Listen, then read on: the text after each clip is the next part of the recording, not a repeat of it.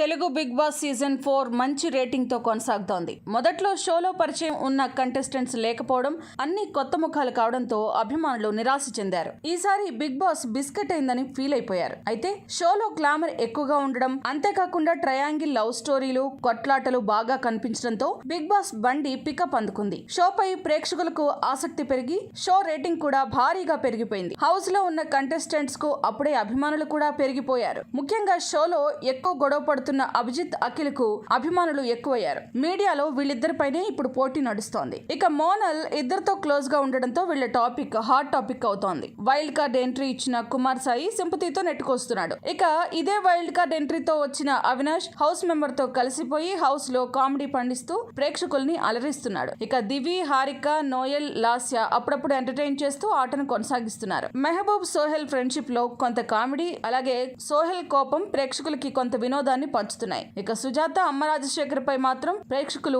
కోపంతో ఉన్నట్టు కనిపిస్తోంది. అమ్మ రాజశేఖర్ సేఫ్ గేమ్, సుజాత బిట్టు అనడం, నవ్వడంపై ట్రోల్స్ జరుగుతున్నాయి. ఇదిలా ఉండగా my village show YouTube channel తో ఫేమస్ అయి హౌస్ లోకి ఎంట్రీ ఇచ్చింది గంగవ్వ. అయితే గంగవ్వ వచ్చిన మొదటి వారం ప్రేక్షకుల్ని ఎంతగానో అలరించింది. హౌస్ మేట్స్ కూడా ఆమెను తెగ పట్టించుకున్నారు. కానీ 2 వారాల నుండి మాత్రం గంగవ్వకు పెద్దగా స్క్రీన్ స్పేస్ ఇవ్వడం లేదు. కారణం ఏంటంటే బిగ్ బాస్ లో ఉండే టాస్క్ లో ఆమె వయసు కారణంగా ఆమె పాల్గొనలేదు. దాంతో ఆమె కనిపించకపోవచ్చు. పోనీ నామినేషన్స్ అప్పుడు గంగవ్వను నామినేట్ చేస్తారా ఎవరైనా అంటే అది లేదు. ఎందుకంటే గంగవ్వ వయసు కూడా దీనికి కారణం కావచ్చు. దాంతో గంగవ్వ అటు టాస్క్ లో ఇటు నామినేషన్స్ లో పెద్దగా కనిపించదు. దాంతో ప్రేక్షకులు కూడా గంగవ్వ ఆటలో అరటిపండ్ల అయిందని, ఆమె బయటకు వస్తేనే బెటర్ ఏమో అని అనుకుంటున్నారు.